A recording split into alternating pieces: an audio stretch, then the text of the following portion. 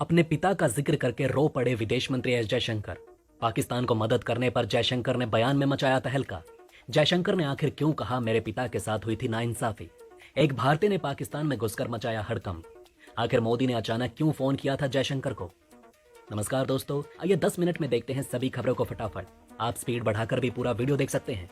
दोस्तों, जयशंकर ने कहा कि मेरे पिता को बहुत तड़पाया गया था, उन्हें जलील करते हुए उनके सम्मानीय पद से जबरन हटाया गया था। वो दौर मुझे याद है। उस समय मेरे पिता काफी दुखी रहते थे। मैं उनके दुख को महसूस कर सकता था। उन दिनों मैंने उनके चेहरे से मुस्कान गायब देखी थी। वे दिन मेरे पिता के लिए बेहद कठिन थे। इस वजह से मैं भी उदास रहता था। आपको बता दें कि विदेश मंत्री एस जयशंकर एक नौकरशाह यानी कि ब्यूरोक्रेट परिवार से आते हैं। इनके पूरे परिवार ने भारत सरकार में सेवा करते हुए अपने जीवन को खपा दिया है। उनके दादा, चाचा और भाई सभी ने नौकरशाही करते हुए देश का नाम ऊंचा किया है और दुनिया के कोने कोने में तिरंगे का सम्मान बढ़ाया है। आज दुनिया की महाशक्तियां भी जयशंकर का लोहा मानती हैं और उनकी बातों को ध्यान से सुनती है। अभी हाल ही में जर्मनी के चांसलर ने जयशंकर के एक 9 साल पुराने बयान का जिक्र करते हुए उनकी काफी सराहना की थी। विदेश मंत्री बनने से पहले जयशंकर भी लंबे समय तक विदेश सेवा में अपना योगदान दे चुके हैं। उन्होंने अपने जादुई डिप्लोमेसी से अमेरिका जैसे विरोधी देश को भी तिरंगे के सामने झुका दिया है। जयशंकर के पिता भी भारत सरकार में सचिव यानी कि सेक्रेटरी थे, जिन्होंने कई बड़ी उपलब्धियां हासिल की, लेकिन उन्हें पूरा सम्मान नहीं मिल पाया। इसी सिलसिले को याद करते हुए भावुक जयशंकर ने अपने पिता के बारे में एक बेहद सीक्रेट जानकारी बताई। उन्होंने कहा कि जब इंदिरा गांधी दोबारा प्रधानमंत्री बनी थी तो उन्होंने साल 1980 में मेरे पिता डॉक्टर के सुब्रमण्यम को पद से हटा दिया था। इसके अलावा इंदिरा गांधी के बेटे राजीव गांधी की सरकार में भी मेरे पिता के साथ ऐसा ही हुआ। विदेश मंत्री ने कहा कि मैं एक ब्यूरोक्रेट परिवार में पैदा हुआ था। ऐसे में हमेशा से मैं सबसे अच्छा विदेश सेवा अधिकारी बनना चाहता था और मेरे दिमाग में बेस्ट का मतलब था फॉरेन सेक्रेटरी यानी विदेश सचिव के पद तक पहुंचना। लेकिन जो मेरे पिता के साथ हो रहा था उसे देखकर मैं परेशान रहा करता था। जयशंकर ने बताया कि 1989 में मेरे पिता बेहद कम उम्र में ही सचिव बन गए थे। हमारे घर में भी ऐसा ही माहौल था। इसी वजह से हमारे मन में भी विदेश सचिव बनने का अंतिम सपना था। हालांकि ऐसा करने के लिए कोई पारिवारिक दबाव नहीं था, लेकिन हम सभी इस बात को जानते हैं कि मेरे पिता जो एक नौकरशाह थे उस समय तक एक सचिव बन गए थे, जो हम सभी के लिए एक गर्व करने वाली बात थी। उस समय को याद करते हुए जयशंकर कहते हैं कि साल 1989 में जनता सरकार में मेरे पिता शायद सबसे कम उम्र के सचिव बन गए थे, जो अपने काम से बेहद प्यार करते थे। हालांकि इंदिरा गांधी ने सत्ता में दोबारा वापसी के तुरंत बाद उन्हें सचिव पद से हटा दिया, जिसके बाद वे काफी सदमे में रहते थे। जयशंकर ने बताया कि 1980 में मेरे पिता रक्षा उत्पादन यानी डिफेंस प्रोडक्शन में सचिव थे, लेकिन पूर्व प्रधानमंत्री इंदिरा गांधी के सत्ता में वापसी के दौरान वो पहले सचिव थे जिन्हें उन्होंने हटाया था, और ये हमारे पूरे परिवार के लिए एक बड़ा झटका था। विदेश मंत्री ने कहा कि मेरे पिता रक्षा विषय पर सबसे अधिक जानकार व्यक्ति थे, जो अपने काम को बेहद ईमानदारी के साथ करते थे। जयशंकर ने आगे कहा कि ईमानदारी उनकी खास विशेषता थी, जिससे वे कभी समझौता नहीं करते, और शायद इसलिए इंदिरा गांधी ने उन्हें हटा दिया, क्योंकि इंदिरा गांधी अपने आसपास ईमानदार से ज्यादा वफादार लोगों को रखती थी। लेकिन हमारे पिता सिर्फ देश के प्रति वफादार थे और इसकी कीमत उन्हें अपने पद को गवा कर चुकानी पड़ी। लड़खड़ाती हुई आवाज में विदेश मंत्री एस जयशंकर ने अपने पिता पर आगे कहा कि एक व्यक्ति के रूप में उन्होंने हमेशा नौकरशाह में अपना करियर देखा, जो वास्तव में पूर्व प्रधानमंत्री इंदिरा गांधी की वजह से 1980 में ही रुक गया था। उस समय उनकी उम्र बेहद कम थी। अभी आगे उनका पूरा करियर बाकी था, लेकिन वे अपने सपने को कहीं नहीं ले जा सके। उसके बाद वो फिर कभी पूरी जिंदगी में सचिव नहीं बन सके। बाद में जब राजीव गांधी प्रधानमंत्री बने तब उनकी आंखों में एक उम्मीद की किरण जागी, लेकिन राजीव गांधी के समय भी उनके साथ कुछ ऐसा ही हुआ।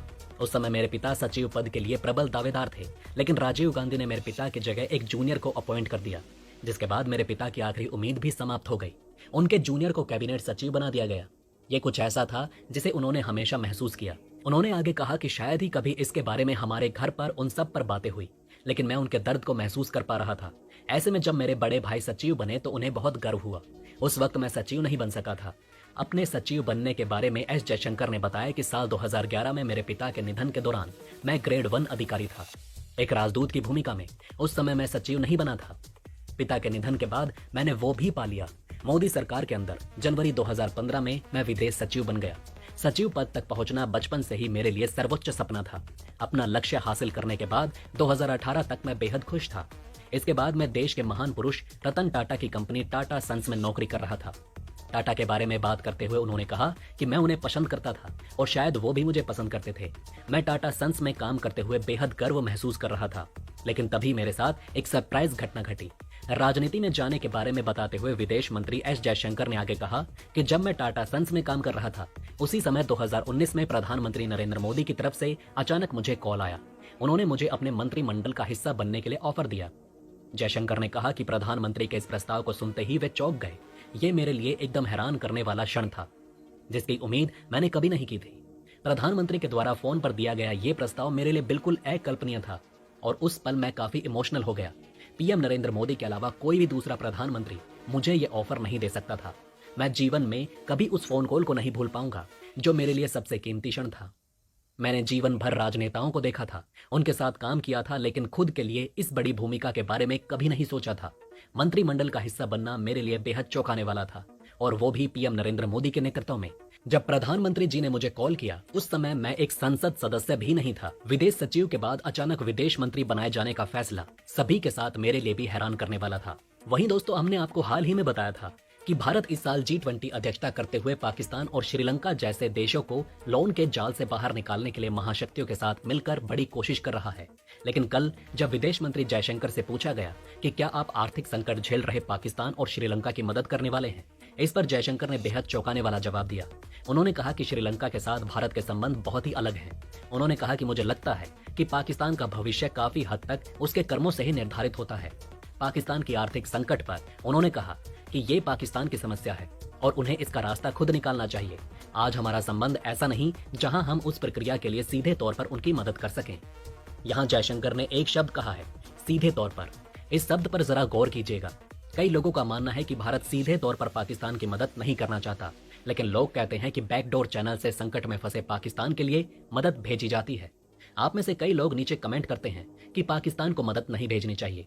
मैं आपकी बात से सहमत हूं। जिस प्रकार से पाकिस्तान ने भारत के अंदर आतंकवाद को फैलाया है उसके लिए वो माफी के हकदार बिल्कुल भी नहीं। लेकिन दोस्तों, मैं आपसे पूछना चाहता हूं कि क्या पाकिस्तान का हर एक नागरिक आतंकवादी है? क्या वहां पर मुस्लिम के अलावा हिंदू, सिख, ईसाई धर्म के लोग नहीं रहते? क्या पाकिस्तान में जिन्ना सोच के अलावा गांधी और पटेल सोच के लोग नहीं रहते? बिल्कुल, पाकिस्तान में भी हिंदू रहते हैं। वहां भी अच्छे लोग हैं जो गांधी और पटेल को मानते हैं। वे भी अपने महान देश भारत में वापस लौटना चाहते हैं। वहां के लोग भी भारत से प्रेम करते हैं। ऐसे में अगर कल तुर्की की तरह पाकिस्तान में भूकंप आ जाए तो भारत सरकार उसे भी जरूर मदद भेजेगी। जानकारों का मानना है कि पीएम मोदी संकट काल में फंसे पाकिस्तान को नजरअंदाज नहीं कर सकते। हालांकि इस विषय पर आपकी राय क्या है, नीचे कमेंट करके जरूर लिखें। हाँ, लेकिन पाकिस्तान में कुछ लोग ऐसे भी हैं जो नफरत की खेती करते हैं, गरीब जनता का ब्रेन वॉश करके उसे आतंकवादी बनाते हैं। आप सभी जानते हैं कि एक गरीब बचपन से ही आतंकवादी नहीं होता। जब उसे कुछ लोग कट्टरता के आधार पर भड़काते हैं, उसके आसपास अपराध का माहौल तैयार करते हैं, उसे पैसों का लालच दिया जाता है, तब जाकर वो गरीब मजबूरी में बंदूक उठाता है और आतंक की दुनिया में कदम रखता है। विदेश मंत्री जयशंकर ने आगे ये भी कहा कि भारत कठिनाई की स्थिति में अपने पड़ोसियों को सहायता प्रदान करने को तैयार है। इस बात से ये साफ हो जाता है कि अगर कल पाकिस्तान में भूकंप आता है तो भारत सरकार वहां भी राहत सामग्री भेजेगी। हालांकि आपको क्या लगता है दोस्तों, कमेंट में बताइएगा। उन्होंने कहा कि अगर कल कोई हमारा पड़ोसी मुसीबत में फंसता है तो उसकी मदद करना हमारा दायित्व बन जाता है। जयशंकर के इस बयान के बाद ये कयास लगाए जा रहे हैं कि भारत पाकिस्तान के लोन को रिस्ट्रक्चर करने में G20 अध्यक्षता के दौरान बड़ी भूमिका निभा सकता है। उन्होंने साथ में ये भी कहा कि आप जानते हैं कि पाकिस्तान के लिए देश में क्या भावना है। मुंबई और पुलवामा जैसे हमले के बाद भारत के लोग पाकिस्तान को देखना तक नहीं चाहते। पाकिस्तान के इन्हीं कर्मों की वजह से उसे अब आर्थिक रूप से सजा मिल रही है। लेकिन दिक्कत की बात यह है कि वहां रह रहे कुछ मासूम जो भारत से प्यार करते हैं, वे भी पाकिस्तान में चक्की में पिस रहे हैं और इस बात की चिंता आज पूरे भारत को है। दोस्तों, अभी हाल ही में भारत के मशहूर डायलॉग राइटर जावेद अख्तर का एक बयान वायरल हो रहा है, जहां उन्होंने अपने ही अंदाज में पाकिस्तान की धरती पर बैठे बैठे पाकिस्तान को खूब खरी खोटी सुनाई। उन्होंने कहा कि हम तो बंबई के लोग हैं, हमने देखा हमारे शहर पर कैसे हमला हुआ था। वो लोग नॉर्वे से तो नहीं आए थे, न ही इजिप्ट से आए थे। वो लोग अभी भी आपके मुल्क में घूम रहे हैं। जावेद ने दो टूक कहा कि ये शिकायत अगर हिंदुस्तानी के दिल में हो तो आपको बुरा नहीं मानना चाहिए। मुंबई हमले को लेकर जावेद अख्तर के इस बयान को भारत और पाकिस्तान दोनों जगह पर काफी पसंद किया जा रहा है। दोस्तों, आप नीचे कमेंट में बताएं कि जावेद अख्तर की बात से आप सहमत हैं या नहीं। दोस्तों, अगर आप रोज न्यूज हेडलाइंस देखना चाहते हैं तो इस वीडियो पर कम से कम 500 लाइक कीजिए। पिछले वीडियो पर आप सभी के प्यार के लिए धन्यवाद। तो दोस्तों, अब आप हमें इजाजत दीजिए। कल फिर मिलेंगे सुबह कुछ नए न्यूज अपडेट्स और हेडलाइंस को लेकर। आप अपनी राय हमें नीचे कमेंट